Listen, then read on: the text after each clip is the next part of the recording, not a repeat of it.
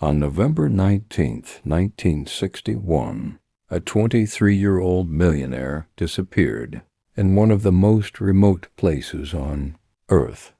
Despite one of the largest search operations of its time, no body was ever found, and the mystery remains unsolved to this day.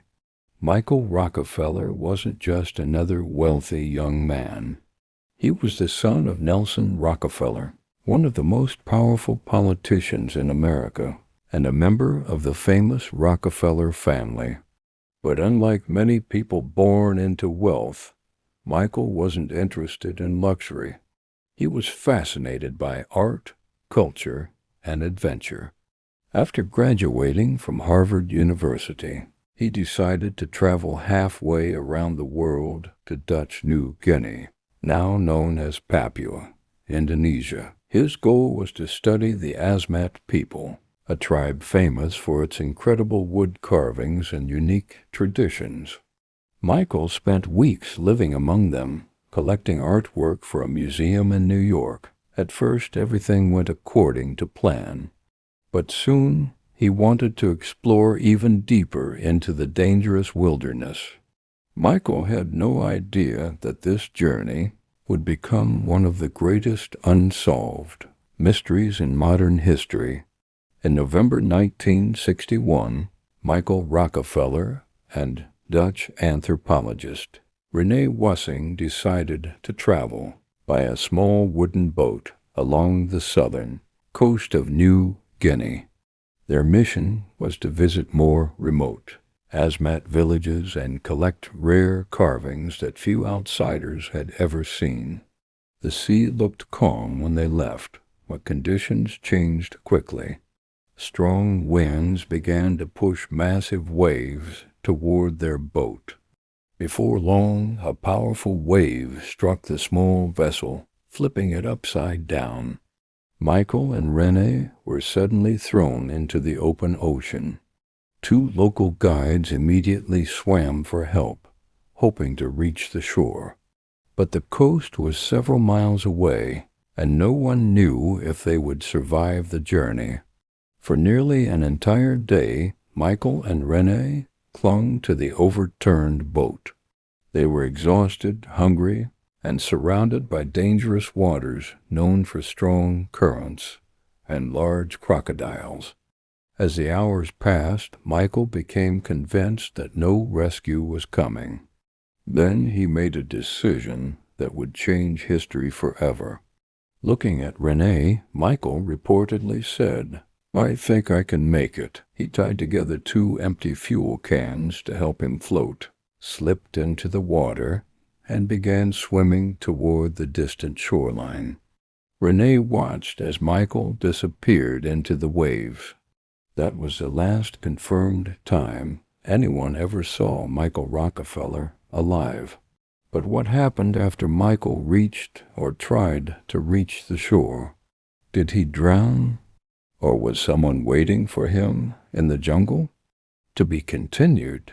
When Michael failed to return, one of the largest search operations in the region's history began almost immediately. The Dutch government deployed military boats, helicopters, and aircraft to search the coastline, rivers, and dense jungles. Hundreds of local villagers joined the effort, hoping to find any sign of the missing explorer. Day after day, rescue teams searched every possible location. They followed rivers, walked through thick forests, and scanned miles of coastline. But they found nothing. No body, no clothing, no equipment. It was as if Michael Rockefeller had simply vanished. Weeks passed, and hope slowly began to fade. Eventually, the official search was called off. The Dutch authorities concluded that Michael had most likely drowned after attempting to swim to shore. But many people weren't convinced. Years later, missionaries, journalists, and researchers claimed they had heard disturbing stories from local villagers. Some said that members of the Asmat tribe had encountered a young foreign man around the time Michael disappeared. According to these accounts, the stranger was allegedly killed during a ritual act of revenge connected to earlier conflicts between the tribe and Dutch colonial forces. However, no physical evidence has ever confirmed these claims, and historians continue to debate their accuracy. Even today, these stories remain unverified. If no evidence was ever found, then what really happened to Michael Rockefeller? More than 60 years have passed, yet no one knows for certain what happened to Michael Rockefeller. Over time, three main theories have emerged. Theory 1, he drowned. The official explanation is that Michael simply never reached the shore. The waters around New Guinea are known for powerful currents, changing tides, and dangerous marine life. After spending many hours in the ocean, he may have become exhausted and drowned before reaching land. Many historians consider this the most likely explanation, but no body was ever recovered. Theory 2, a crocodile attack. Another possibility is that Michael was attacked by a saltwater crocodile. These predators live along the rivers and coastlines of Papua and are among the largest reptiles on Earth. While such an attack is possible, there has never been any evidence proving that it happened. Theory 3, he reached the shore. The most famous and controversial theory claims that Michael actually reached land.